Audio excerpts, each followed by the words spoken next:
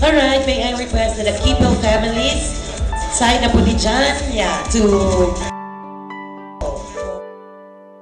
And now, ladies and gentlemen, just a wisher or something for the baby. Let me welcome to you the mother of John and Lady. Ladies and gentlemen, let us welcome Ma'am Francisca Dakipel. Palakpakan na to si Madam for her message. Good afternoon, everybody. To John and Lady and friends, first of all, I would like to ask for an apology for Billy's not coming here because he has many concerns in our barangay, especially that our barangay fiesta is coming as a punong barangay. He has many concerns there.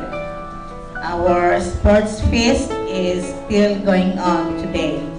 So for Lady and Janjan, I know that both of you are kind-hearted.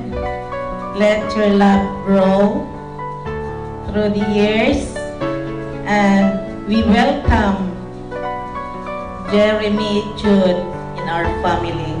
We are very happy, we are very proud to have 4 grandchildren, and we hope to have more dozens of grandchildren in the future. So thank you. Thank you so much, Mami Francie.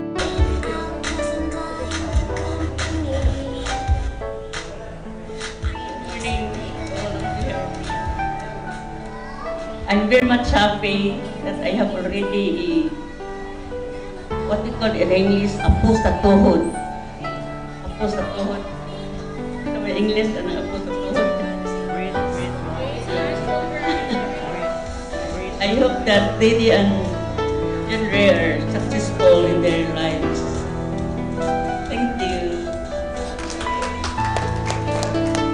Dagan kayo.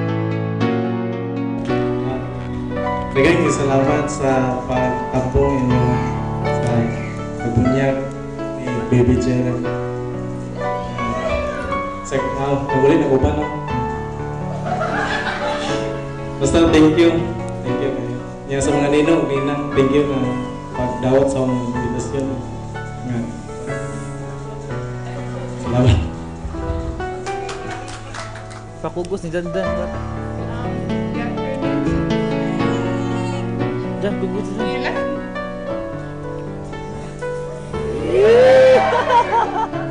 Parang cute ka.